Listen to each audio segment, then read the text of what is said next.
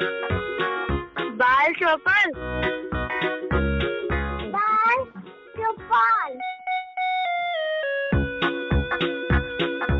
सहकार radio पर ढेर सारी मस्ती और जानकारियाँ।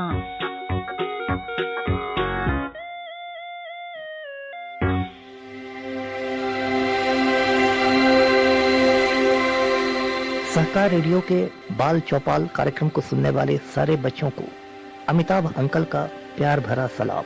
बच्चों, मैं पटना बिहार से अमिताभ कुमार दास बोल रहा हूँ, आपका अमिताभ अंकल।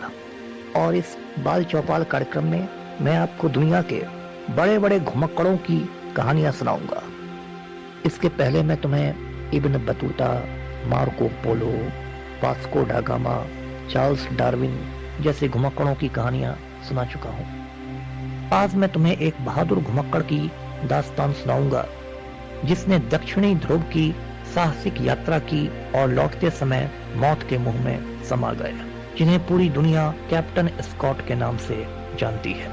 इस बहादुर घुमक्कड़ का नाम है रॉबर्ट स्कॉट।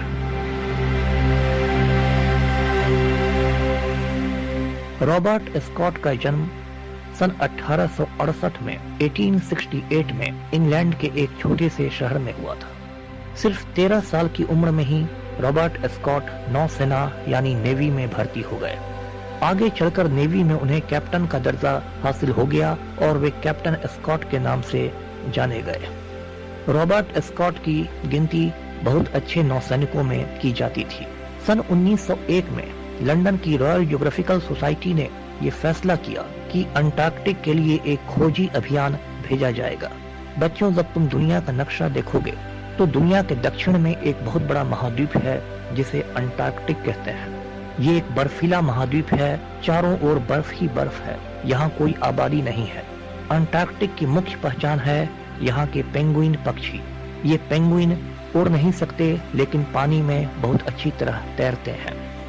तो 1901 में कैप्टन स्कॉट पानी के एक जहाज से रवाना हो गए। इस जहाज का नाम था डिस्कवरी।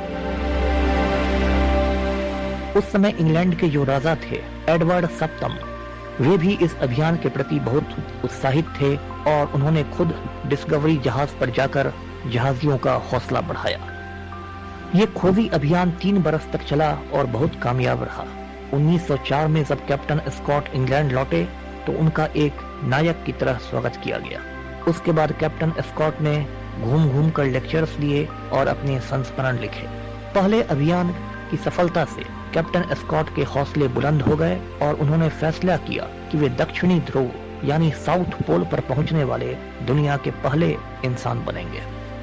इसके लिए 1910 में कैप्टन स्कॉट और उनके साथी पानी के एक दूसरे जहाज से रवाना हुए। इस जहाज का नाम था टेरा नोवा।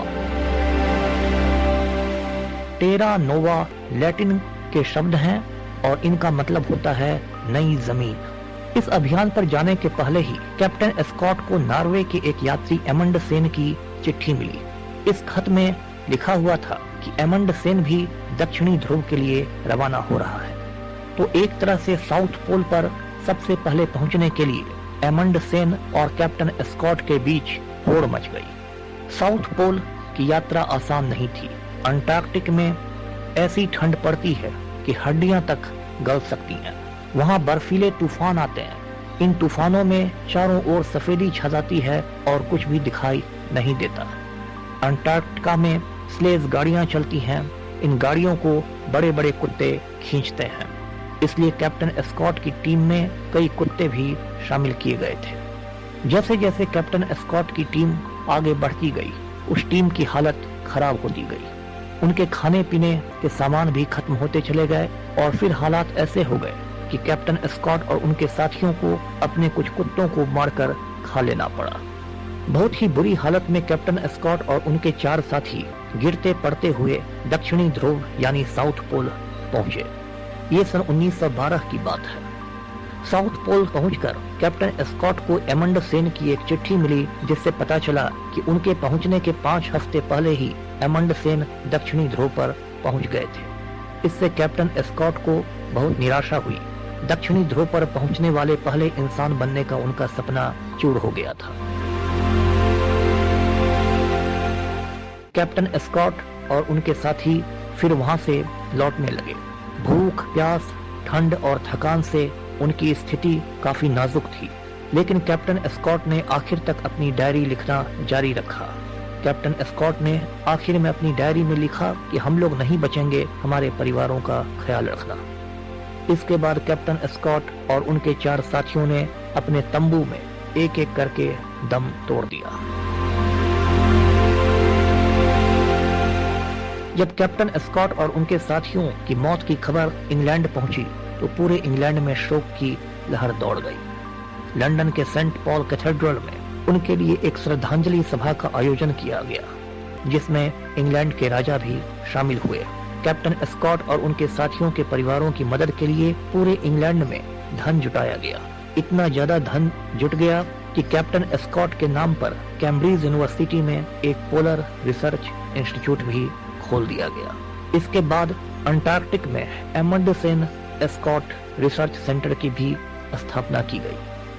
कैप्टन एस्कॉट मरकर भी अमर हो गए। जब उनके सामानों की तलाशी ली गई तो उससे कुछ जीवाश्म निकले। जीवाश्म को इंग्लिश में फॉसिल्स कहते हैं। इन जीवाश्मों के अध्ययन से पता चला कि करोड़ों साल पहले अंटार्कटिक की जलवायु गर्म हुआ करती थी।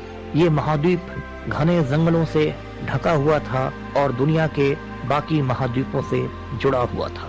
तो इस तरह कैप्टन एस्कॉट इस घुमक्कड़ी के दौरान शहीद हो गए, लेकिन उन्होंने एक बहुत बड़ी खोज कर ली। इंग्लैंड में जगह जगह कैप्टन एस्कॉट की मूर्तियां लगाई गई, उनकी जीवनियां लिखी गई और उन पर फिल्में बनाई गई। बच्चों, भारत सरकार ने भी अंटार्कटिक में 2 रिसर्च स्टेशन स्थापित किए हैं। एक का नाम है दक्षिण गंगोत्री और दूसरे का नाम है मैत्री। इन रिसर्च स्टेशनों में जाकर वैज्ञानिक कई महीने रहते हैं और अंटार्कटिक के बारे में अध्ययन करते हैं। मैं चाहता हूं कि तुम भी जब बड़े हो तो कैप्टन एस्कॉट की तरह ही बहादुर बनो, घुमक्कड़ बनो और उन रिसर्च स्टेशनों में जाकर अध्ययन करो और आसपास घूम रहे पेंगुइन पक्षियों से दोस्ती भी करो। ये पेंगुइन पक्षी बहुत प्यारे होते हैं और आराम से इंसानों के दोस्त बन जाते हैं। तो ये थी घुमक्कड़ कैप्टन एस्कॉट की कहानी। अगले हफ्ते फिर किसी घुमक्कड़ की दास्तान के साथ मैं हाजिर होऊंगा। तब तक अमिताभ अंकल को बाय बाय बोल दो, अलविदा।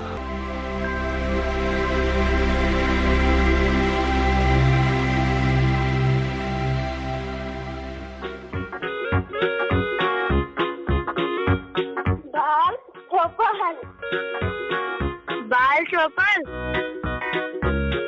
बाल चौपन। सहकार रेडियो पर ढेर सारी मस्ती और जानकारियाँ।